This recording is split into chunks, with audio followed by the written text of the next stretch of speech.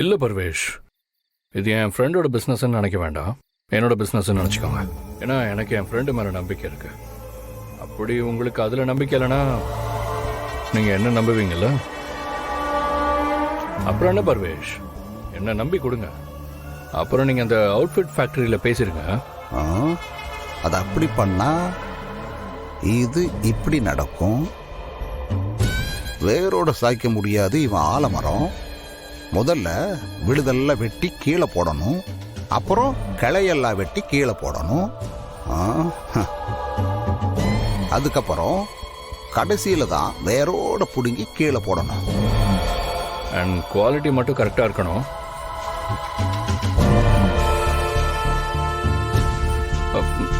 சரி பரமேஷ், நீங்கள் paste update பண்ணுங்க, நான் மார்னிங் கால் பண்ணுறேன். Okay sir. என்ன ஆதி, என்னைய முழுசா மன்னிச்சிட்டியா இல்ல இன்னும் ஓரத்தில் கோபங்கவே இருக்கா? என்ன சார், நீங்கள் யதார்த்தமான ஆளு சார்.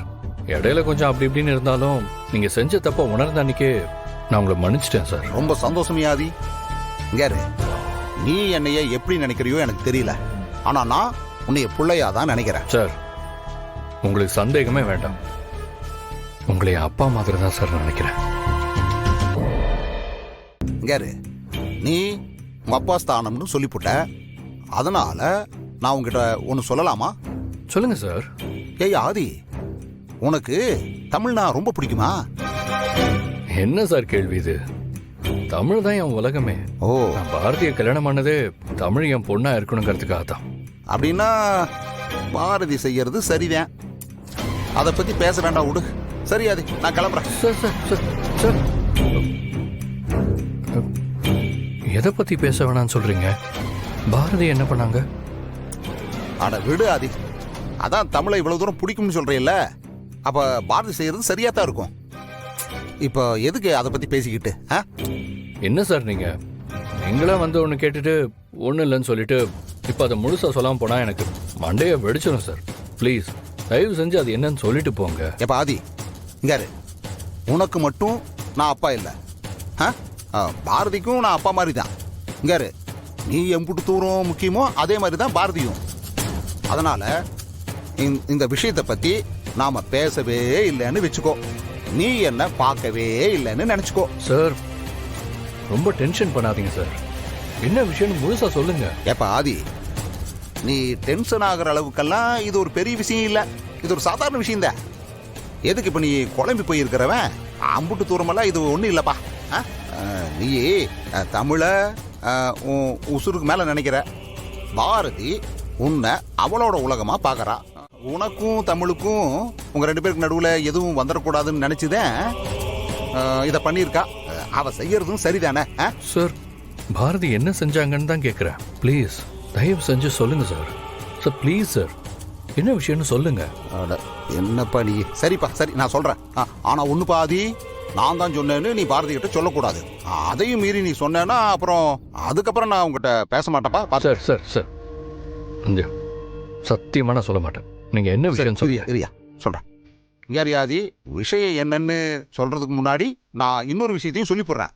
அது ஒன்னும் இல்லையாதி, உன்னைய பாரதிய தமிழ 3 பேர்த்தையும் பார்க்கும்போது உன்னுக்குள்ள எனக்கே சின்னதா பொறாமை இருக்கியா. நீ மத்தவன் குழந்தைங்கிற எண்ணமே வராம தமிழ உன் குழந்தையா பாத்துக்கிறதும், அதுக்கேத்த மாதிரி பாரதியும் ஓ மேல உசுரியே வச்சிருக்கிறதும், உனக்கும் தமிழுக்கும் நடுவுல எந்த பிரிவும் வந்துடக்கூடாதுன்னு சொல்லிவிட்டு இன்னைக்கு ஆஸ்பத்திரிக்கு பாரதி போயிட்டு வந்ததை பார்க்கும்போது ரொம்ப பெருமையா இருக்கியா. ஹாஸ்பிட்டலா? பாரதி எதுக்காக சார் ஹாஸ்பிட்டல் போனாங்க? அது ஒன்றும் இல்லையா, பாரதி கர்ப்பமா இருக்கும் போட்டிருக்கியா.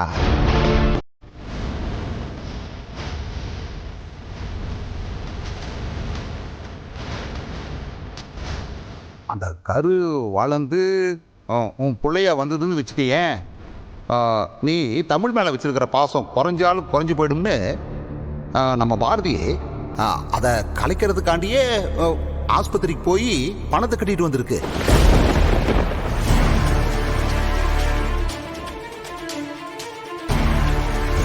விஷயம் தெரிஞ்ச உடனே எப்படி கோபம் வந்துருச்சு தெரியுமா?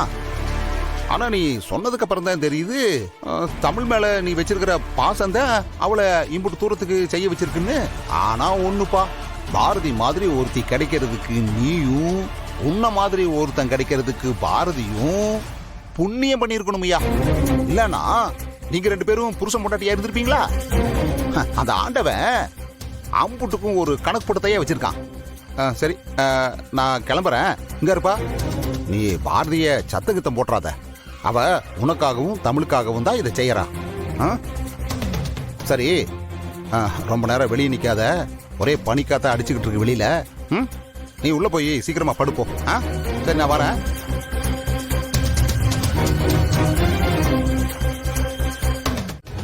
ஏ ஆதி, இதான் தர்மலிங்கத்தோட அடி.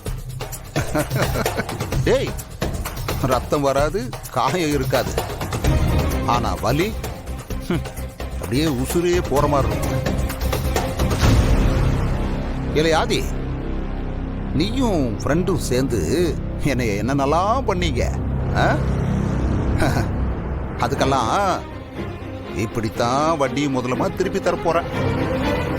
சத்தம் இல்லாம அடிப்பண்டா, ஆனா சாவர வரைக்கும் அடிப்பண்டா. இங்கறா, உனக்கும் அந்த அழகர் பயலுக்கும் இந்த தர்மலிங்கம் தான் ஏம. ஆனா அது உங்களுக்கே தெரியாம சாக போறீங்கடா.